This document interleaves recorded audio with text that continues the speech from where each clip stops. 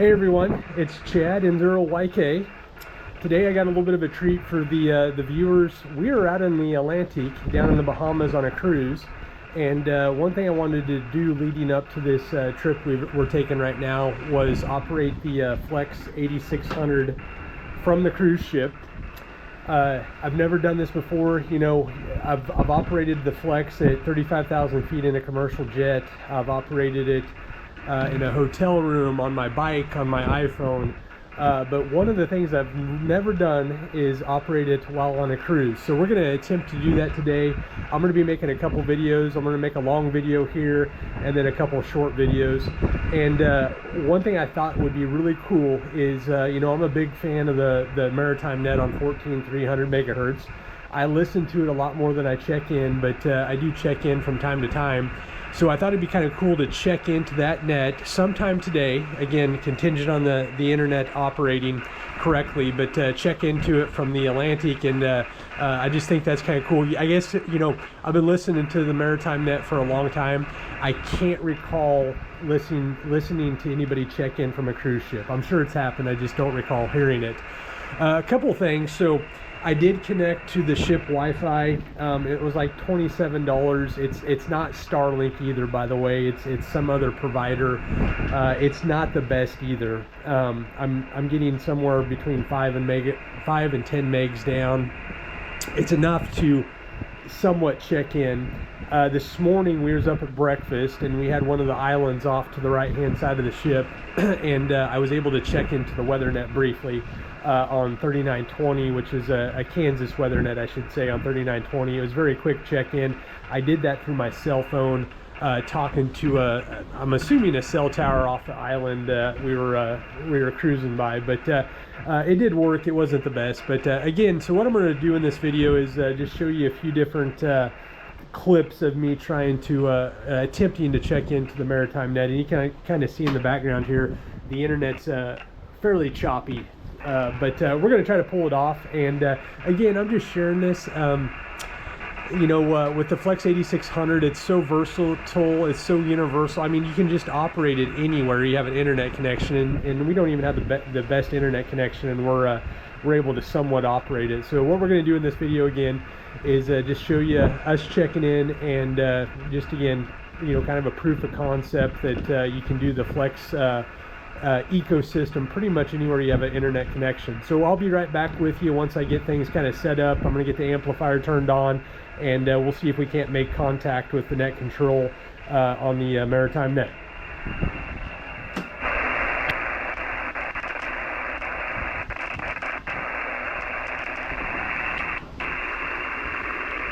November 0 Yankee kilowatt train, one more time.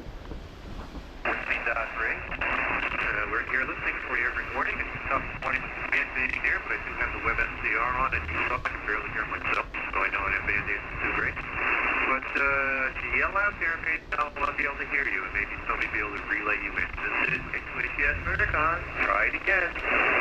November 0 Yankee kilowatt N0 YK. 0 YK. Got your net, Chad. I know you had an issue before. Okay, well, good morning. Good morning. We're in the Atlantic. We're in the Atlantic down in the Bahamas, and we're coming in remote station from Kansas. Remote station from Kansas. Over.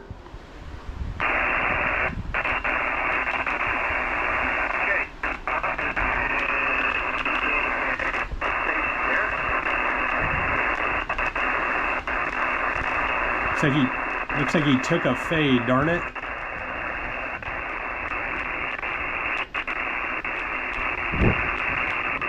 Chad, try it again. You were in, I think you said station in Kansas. I guess that's your home station. Correct? Yeah, QSL. We're on a cruise. We're on a cruise down in the Bahamas. I'm coming in remote station via Flex Radio. Remote station via Flex Radio. No traffic. Over. Alright, very good. I got you now. I just had an internet issue before, but yeah. Okay, in the Bahamas. Wow.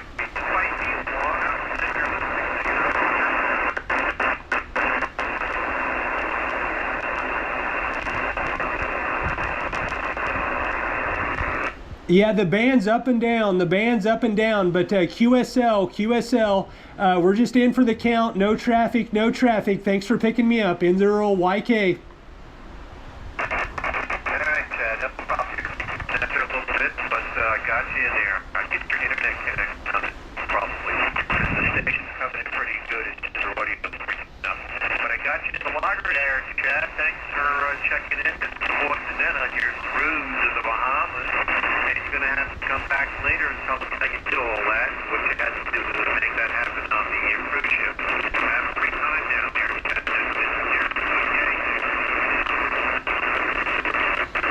Roger, Roger, 73, 73, 73. All right, Chad, I got you in there. We're clear with N0YK on his cruise to the Bahamas.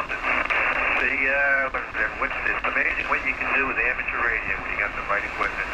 Thanks again. This is KQATS Rentercon taking more general check-in. Anybody else on a cruise or out there? Come on in. Well, there we go, guys. I tell you what, that was cool.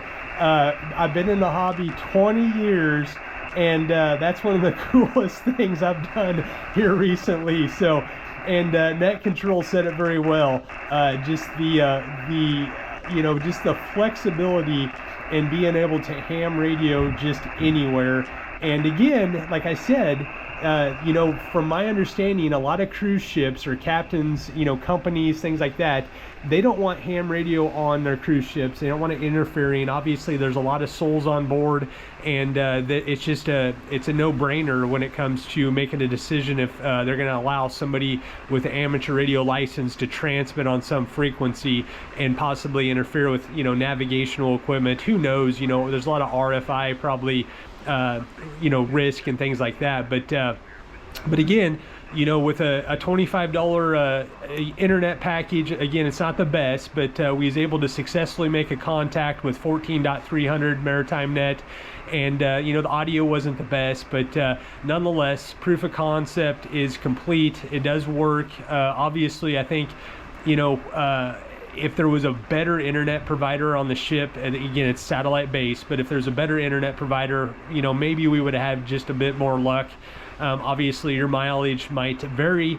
I've heard a lot of good things about Starlink, and I did look. The provider is not Starlink. It's not a provider that I really recognize, but you can see it's up and down. And like I said, just to kind of go over this again, when you think about the path of the packets from this laptop all the way to my house, all the way to the remote station and back, I mean, that's pretty impressive. I mean, there's a lot of different paths, a lot of different equipment, a lot of different communication,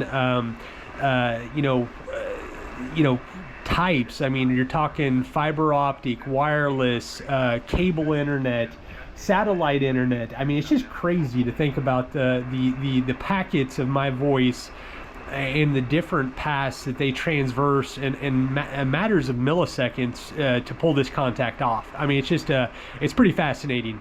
But there you go. Like I said, this is going to be a long video. I'm going to be doing a couple of short videos, so be looking on the channel for some short videos here from the cruise ship.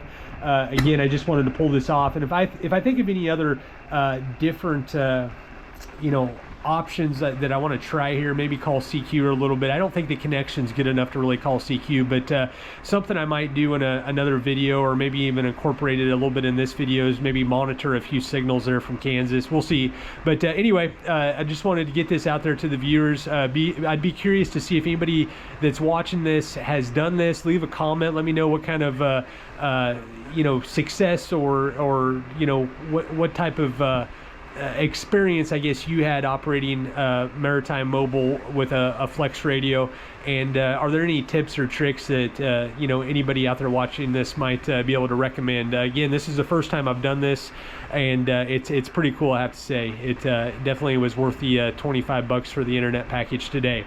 So with that, I'm going to leave you with a shot of the ocean out here, and we'll say 73s. I appreciate you watching the channel.